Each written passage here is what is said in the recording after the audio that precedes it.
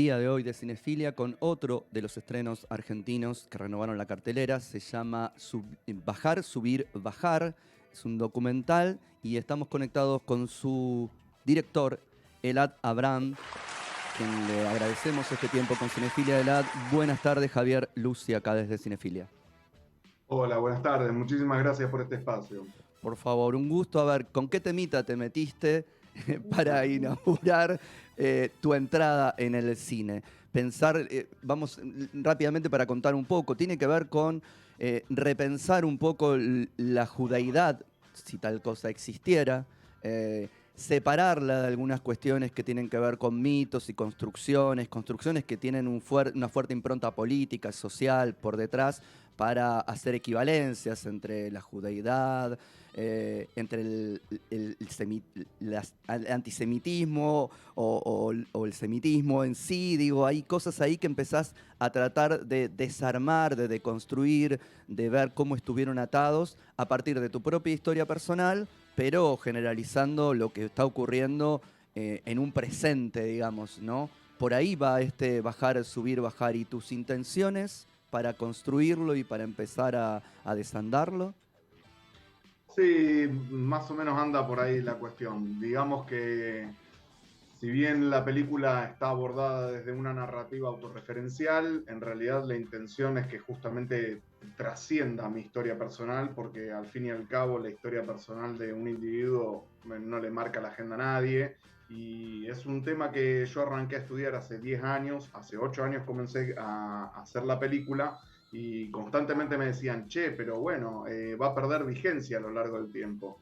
Y la verdad es que no pierde vigencia porque la película justamente lo que trata son temas que son ex contemporáneos, es decir, que si bien suceden ahora, no es necesario anclarlos en un presente exacto para que tengan validez. Así que sí, me meto con temas que son de larga data, como el judaísmo, qué es ser judío, cuál es el sentido de pertenencia de ser judío, más allá de la religión, y cómo el sionismo, como doctrina nacionalista, de alguna manera ha ido ocupando el espacio de la religión y se ha hecho cargo de lo que significaba ser judío. Entonces, bueno, la película lo que busca un poco es desarmar esta idea que tiene el sionismo sobre el judaísmo y plantear de que el sionismo no ocupa ni debe ocupar todos los espacios que puede representar la cultura judía, de alguna manera. Vos en el documental requerís y buscás testimonios de profesionales pensando y pensándose también en esta circunstancia, en cómo se llegó a construir esta fórmula, de alguna manera podríamos decir, de igualdades. Y te costó encontrar testimoniantes. Hubo gente que te dijo no. Digo, sabemos que es un tema que tiene sus complicaciones, tiene sus vaivenes, porque uno dice algo, inmediatamente sos antisemita. O sea, hay un poder, digamos, muy fuerte también de la colectividad por marcar agenda y por sentar posiciones sobre determinadas cuestiones. Entonces tiene uno que estar como muy cuidadoso. ¿Se te complicó encontrar testimonios? Mira, por un lado está la cuestión de que pueda llegar a venir de parte de represión de alguna manera de la comunidad judía, pero no hay nada más judío que cuestionar al judaísmo y en la actualidad sería cuestionarlo al sionismo.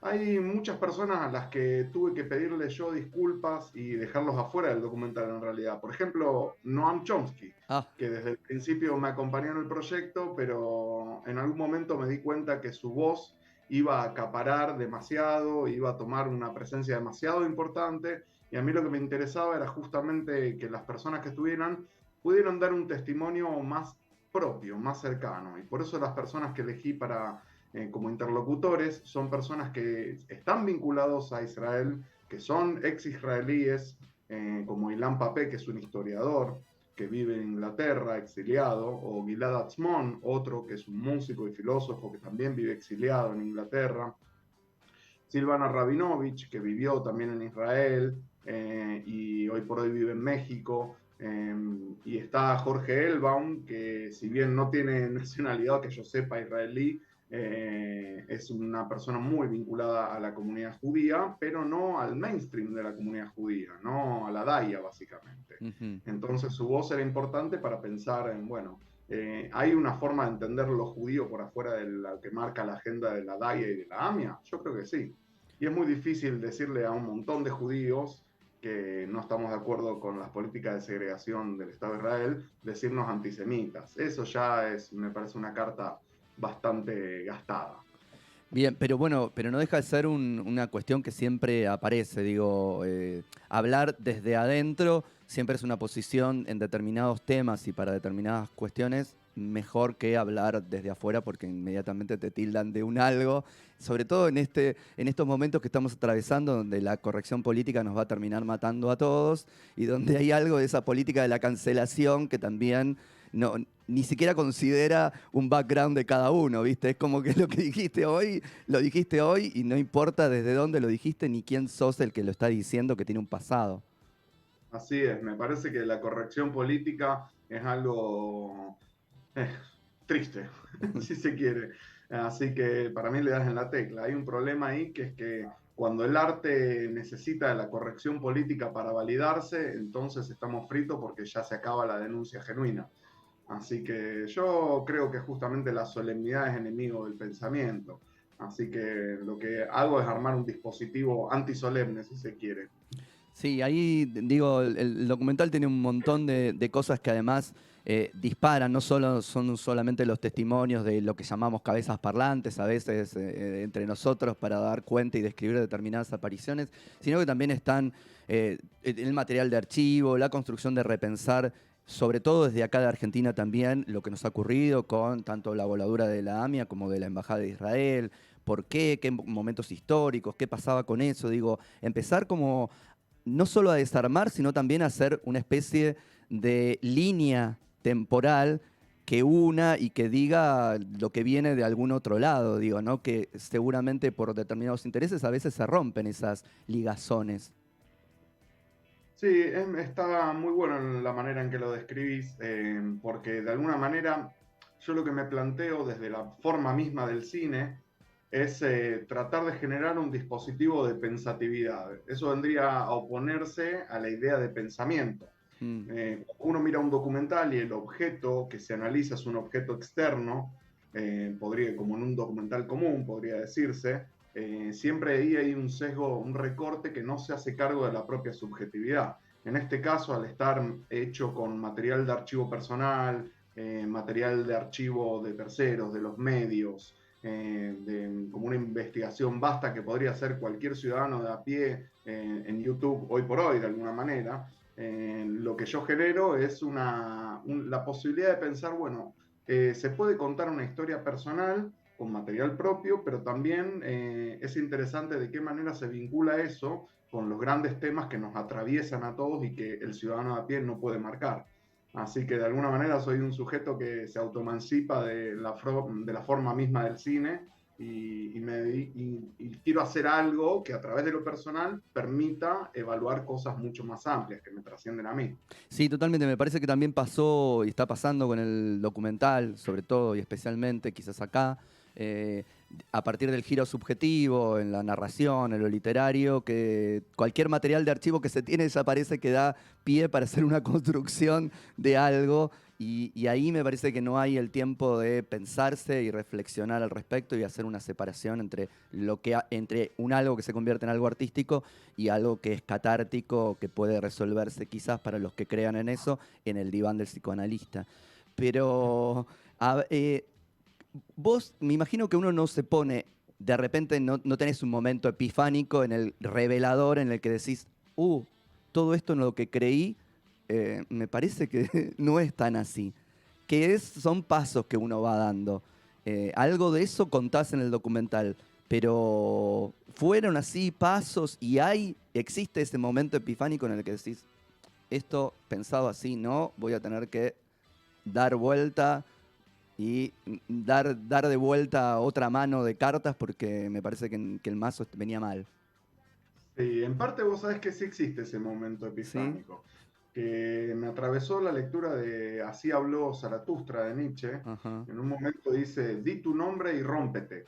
Y me parece una frase muy sencilla, 5 palabras, y en realidad ahí está cifrada la forma en que uno puede aprender a reconstruirse, ¿no? En qué manera uno aprende a nombrarse a sí mismo, a mirarse a sí mismo, a pensarse a sí mismo, y eso le permite, como dispositivo propio, pensar con qué cosas ya no está de acuerdo. Porque si la identidad es solamente eso que ya nos pasó, estamos condenados a estar en esa cárcel. Mm. ¿De qué manera nos permitimos a nosotros desarmarnos para repensarnos, ¿no es cierto? Así que hay un momento epifánico y es con Nietzsche. Bien, mirá, que justo, y que además que eso que habla del nombre, ¿no? Que para la cultura y la religión judía, digo, es tan importante el nombre que no se nombra y que además hay que tener como cuidado en cómo se lo nombra. Sí, interesante la reflexión. De hecho, en la forma de nombrar las cosas, como dice Freud, se cede primero en la palabra y después se cede en la cosa. En la medida en que uno cede su propio nombre y cede su propia identidad, pierde la autonomía propia. Así que, de alguna manera, aprender a nombrarse a uno mismo es aprender a decir hasta dónde uno está de acuerdo con las cosas y hasta dónde poner límites, ¿no es cierto? ¿Vos tuviste la posibilidad de mostrarlo a gente de la comunidad, de la colectividad? ¿Qué reacciones tuviste? ¿Qué pasó con eso? Mira, vos sabés que acá hay un puntito muy hermoso que vos que me estás preguntando, porque de hecho la película, si me pongo a pensar claramente, está destinada más que nada a la gente de la comunidad judía, que es donde yo me formé. Y tuve la oportunidad hace poquito de invitar a algunos amigos de la infancia y de la adolescencia a mi casa, a hacer una función privada, y había algunos amigos que la vida misma los empujó a hacer lo que comúnmente diríamos de derecha. Son gente siempre metida en el mainstream, aceptando siempre la verdad constituida de los medios hegemónicos. Y sin embargo, se les cayeron un par de lagrimitas, porque es muy difícil no reconocer cuando está tan a la vista, tan presente, una verdad constituida, digamos. Yo acá me permito constituir una verdad. Está bien, es subjetiva, digamos, hablar de verdad en pleno siglo XXI hasta parece un poco banal, te Mm. diría.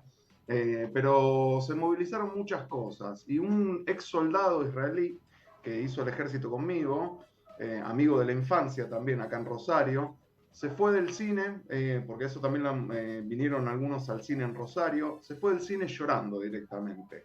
Y después nos quedamos a tomar un café y la verdad que yo lo único que escuché fue dolor en mi amigo. Y es el dolor de reconocer que había una parte de la historia que nunca se había animado a pensar, ¿viste? Entonces, la verdad que yo lo único que espero es que más gente de la comunidad judía se permita indagar y pensar otras formas de vivir su judeidad, de alguna manera. Bien, y me parece que bajar, subir, bajar es un primer paso más que interesante porque están los argumentos, está ahí frente a frente. Lo querés ver, lo ves, si no, se hace medio difícil, pero tenés que asumir que lo estás negando o que estás no queriendo verlo. Digo, le mostrás todas las cartas sobre la mesa de determinadas cuestiones. Esto no es un ataque a la comunidad, ni a Israel, ni a nada que se le parezca, sino pensar determinadas cuestiones que hicieron que un país que fuera una víctima histórica se convierta en un victimario bastante raro. Por lo pronto, algo de ruido debería hacer. Me parece que ahí está la clave de la película. Yo no quiero que nadie piense como yo. La verdad que me parecería muy pedante y si alguien me dice que quiere que yo piense como esa persona, te diría, me está tratando de colonizar. Mm. Así que de esa misma manera intento que la película no quede anclada en verdades absolutas, sino que genere interrogantes. Me parece que esa es la función del cine, de Sí, alguna manera, movilizar al espectador. Si no lo va a tocar, ¿para qué hacemos esta película, sí. no? Sí, totalmente, totalmente. Y para que el espectador pueda sentirse preguntado, cuestionado y se pueda permitir reflexionar al respecto, ¿dónde pueden ver bajar, subir, bajar? Va a estar toda esta semana en el Cine de Gomón, en Buenos Aires, que la verdad es un golazo porque es el cine más importante para documentales en Argentina, así que muy contento de que nos hayan dado esa pantalla. Y después hay funciones en Santa Fe, en Rosario y Tucumán para marzo programadas. Y en lo posible vamos a intentar armar un acuerdo con el INCAA para que esté disponible en todas las salas INCAA, También vamos a tratar de armar algunos acuerdos, que ya hay varias cátedras de la UBA que pidieron proyectar la película, como la cátedra Edward Said de Estudios Palestinos y como la cátedra de Estudios Judaicos. Bueno, Así que bien, eso bien. va a estar más que interesante. Totalmente. Gran camino todavía tiene para este documental. Elad, te agradecemos este tiempo con Cinefilia. Gracias a ustedes. Un abrazo. Abrazo.